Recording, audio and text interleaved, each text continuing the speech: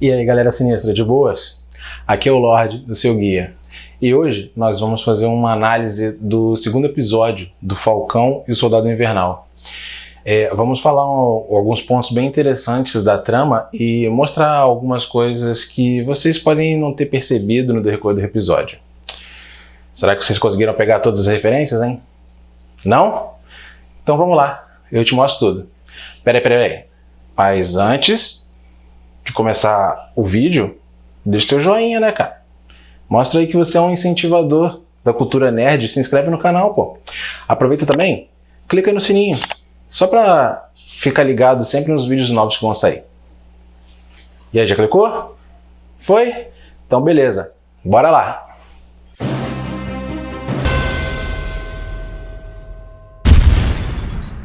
Galera, vocês viram toda essa ação do segundo episódio do Falcão e Soldado Invernal? Caraca, pô. Eu achei que eu tava vendo um outro filme dos Vingadores. Tá a mesma pegada. Não tá parecendo série não. Parece até uma continuidade do filme, como eu falei pra vocês no vídeo da semana passada. Tá nos mesmos moldes, a mesma ação, até aquela pitadinha de humor, nada inconveniente, sempre nas horas certas, né? Tá super bacana. Teve até espaço para drama e apelo social referente à discriminação racial, que eu acho bem válido, questão de preconceito, algo ainda bem à flor da pele, principalmente lá nos Estados Unidos. Mas vamos deixar de enrolação e vamos falar do que interessa. Nesse segundo episódio, a gente conseguiu conhecer um pouco mais do novo Capitão América, John Walker, interpretado, não sei se vocês sabem, pelo Wyatt Russell. A gente conhece um pouco do Wyatt Russell, não nas séries, nessa questão de super-heróis, mas num filme bem interessante, o Operação Overlord. Para quem não lembra, ele foi o cabo Lewis Ford, um dos protagonistas no filme lá de 2018. E lá ele tem uma certa interação com um tipo de soro bem parecido com o soro do super soldado.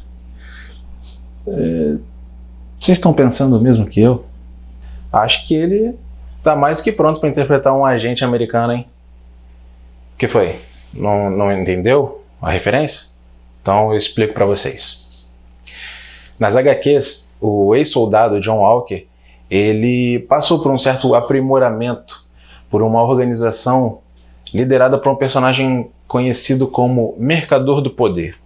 Esse cara concede aprimoramentos a pessoas comuns em troca de uma parte dos lucros adquiridos após esse aprimoramento. John não tem o intuito inicial de ser um herói.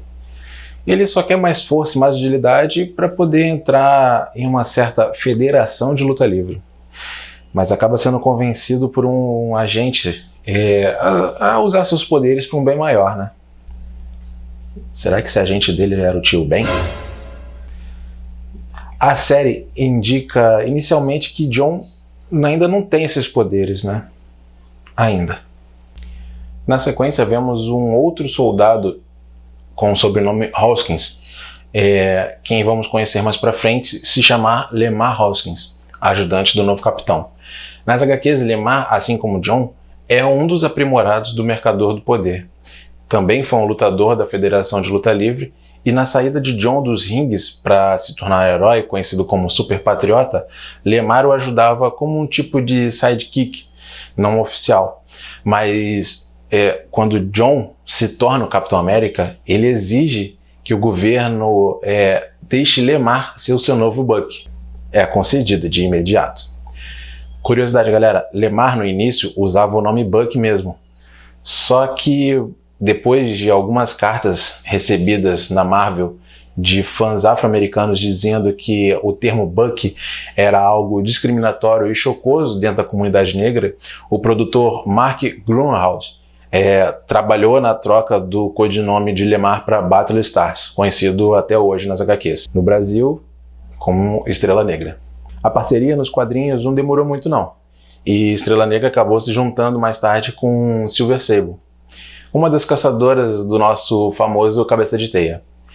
Será que isso é um indício aí pro filme do nosso Teioso? Se for, que ele tome bastante cuidado. Já na cena do Bucky com o Falcão, Tivemos algumas discussões bem memoráveis, né? E até aquela discussão sobre o que são os grandes três. Sam diz para Bucky que eles provavelmente estão enfrentando um dos grandes três: androides, alienígenas ou magos. Bucky diz que isso não existe, e Sam acaba rebatendo, dizendo que toda vez que eles lutam é um desses três. Dentro dessa discussão, Bucky pergunta a Sam se eles estão enfrentando Gandalf. Daí Sam, com a cara bem surpresa, acaba perguntando do que ele conhecia de Gandalf. E então foi a resposta mais memorável da série. É quando Bucky diz que leu O Hobbit, assim que foi lançado, em 1937. Continuando a discussão, o Sam tenta argumentar que um feiticeiro é apenas um mago sem chapéu. Bem na sequência disso, temos a sequência do avião, em que podemos ver em todos os trailers promocionais antes do lançamento. Não sei se vocês repararam, mas ali cronometrando o tempo exato para o salto, temos o Tenente Torres. Ele, para quem não sabe, nas HQs é o Joaquim Torres. Nas HQs, Torres é um jovem imigrante que saiu do México para os Estados Unidos com sua mãe e avó. Mas um grupo chamado de Filhos da Serpente acaba capturando o jovem. Sam Wilson, já no manto de Capitão América, consegue encontrar esse grupo e libertar os sequestrados. Mas um pouco tarde, pois o grupo já havia feito experiências com o DNA da Asa Vermelha, né, o mascote de Sam Wilson, e transformando o jovem em um híbrido de humano com falcão. E graças a essas experiências, Torres partilha da ligação mental com a Asa Vermelha, assim como o Sam nas HQs. Torres acaba herdando o codinome de Falcão nesse processo. Talvez vejamos algo do tipo, com o Sam passando o equipamento de voo, né, juntamente com o novo Asa Vermelha, para o Tenente Torres. Mas vamos continuar na história. Sam e Bucky pulam do avião, ambos sem os paraquedas, né? Meio que fazendo referência ao salto do Capitão América no início do segundo filme do herói. Mas a aterrissagem de Bucky não foi nada bonita quanto a do Steve no filme, né? Sam tira sarro da situação dizendo que gravou tudo.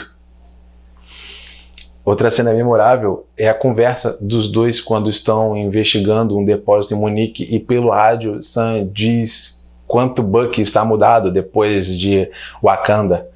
Está andando todo sorrateiro, um verdadeiro pantera branco. Então Bucky corrige dizendo que o codinome recebido em Wakanda foi Lobo Branco. Logo somos apresentados à real líder dos apátridas, que conhecemos o nome dela de Karli Morgenthau. Ela possui todos os atributos de um super soldado, juntamente com todo o grupo dos apátridas. Ela é a versão feminina de Kal Morgenthau. Nas HQs, Kal compartilha das mesmas vontades e ideal de ter um mundo sem bandeira e sem todo esse patriotismo, um mundo unificado, sobre o mesmo emblema. Esse vilão aparece em algumas edições de HQs de outros heróis, como o Cavaleiro da Lua e Justiceiro, ao ter seus planos de fornecer armamento para o grupo anarquista liderado por ele mesmo, conhecido como Ultimatum. Tenho certeza que esse grupo vai aparecer assim como pedra no sapato na série do Cavaleiro da Lua.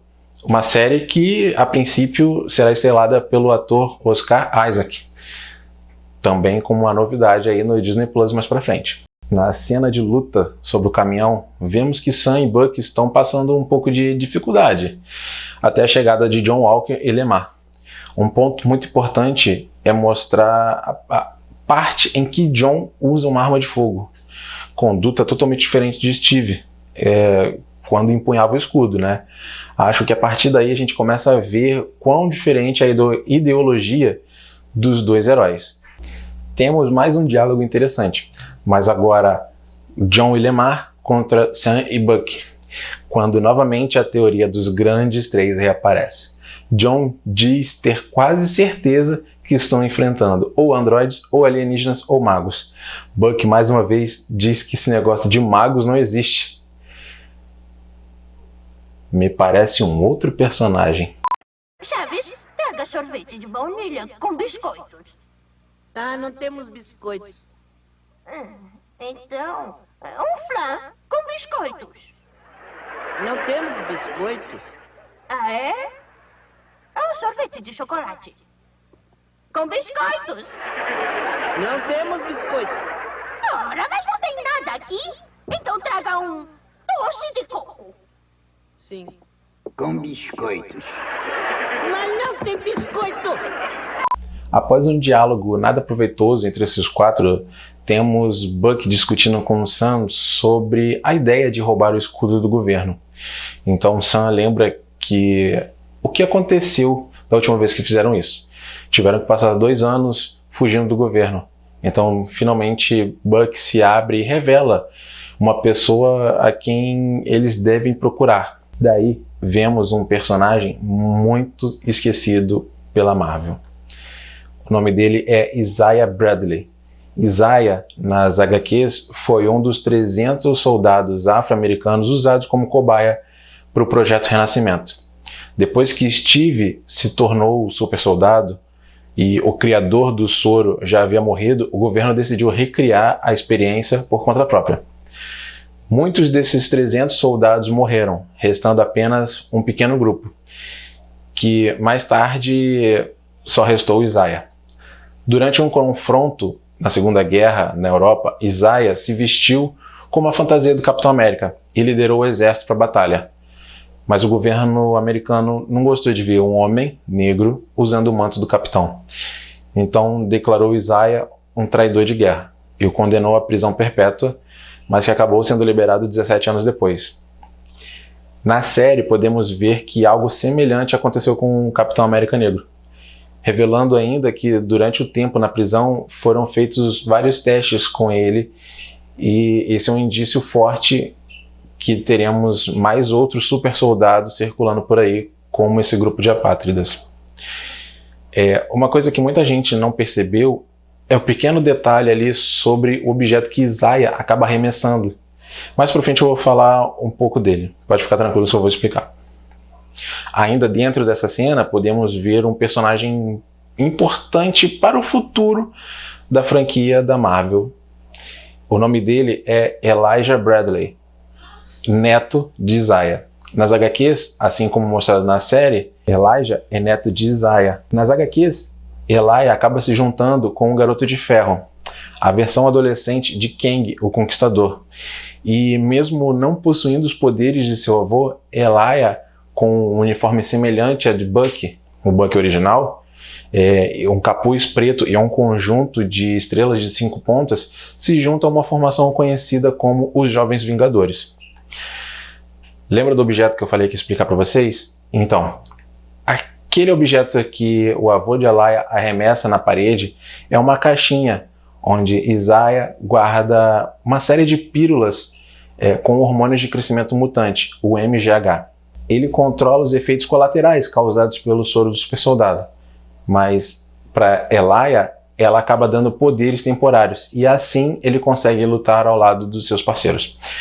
Até que o momento, Elijah, para salvar a vida de Steve Rogers, né, o nosso antigo Capitão América, se atira na frente de balas, ficando gravemente ferido. Steve então vai procurar o garoto no hospital para doar um pouco do seu sangue. Quando descobre que Isaiah, seu avô, o avô de Elijah, já o tinha feito, já havia doado sangue, fazendo com que todos descubram que Isaiah foi muito tempo um super soldado, assim como Steve. Agora, os poderes de Elijah são permanentes. Todos os atributos físicos são iguais aos do seu avô e do Capitão América, com um adicional de ter uma imunidade química super avantajada, e imunidade à doença e à inteligência aprimorada. Durante suas aventuras com os Jovens Vingadores, o Clarim Diário o chamou de Tenente América, mas o nome adotado pelo jovem foi Patriota. Agora a gente tem que ficar de olho, né? Com Elijah e a tal caixinha contendo o MGH, porque, segundo Kevin Feige, os Jovens Vingadores são uma realidade, não o CM. Voltando para a série, temos um episódio importante nessa série que é o tratamento recebido pelo Sam. Ao discutir com Buck no meio da rua, a polícia acaba o abordando e, de um modo bem truculento até, mostrando um grande golpe social vivido por grande parte dos negros nos Estados Unidos. Buck, irritado, pergunta se eles não o conhecem, até que um dos policiais pede desculpa por não ter reconhecido o Falcão. Na sequência, temos a prisão de Buck, só por ter faltado a terapia condicional. E essa terapia é um dos episódios de alívio cômico também da série. Em sessão, Buck, juntamente com Sam, acaba revelando o motivo de estar zangado com Sam, pelo fato de ter medo de que o julgamento de Steve esteja errado, tanto de ter escolhido Sam para portar o escudo, quanto por acreditar que Buck não fosse o assassino que parecia ser. À frente, temos uma nova discussão entre John, Sam e Buck, onde podemos ver que as ações de John começam a mudar. Ele se mostra mais estressado e arrogante, muito mais parecido com as atitudes das HQs. E para fechar, vemos que os apátridas estão carregando algumas caixas para um avião e descobrem que foram encontrados pelos homens do Mercador do Poder.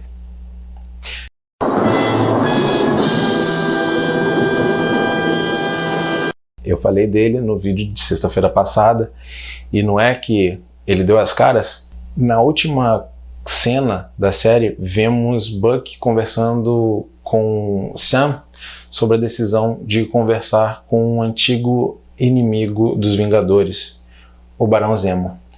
E vemos a cena dentro da prisão.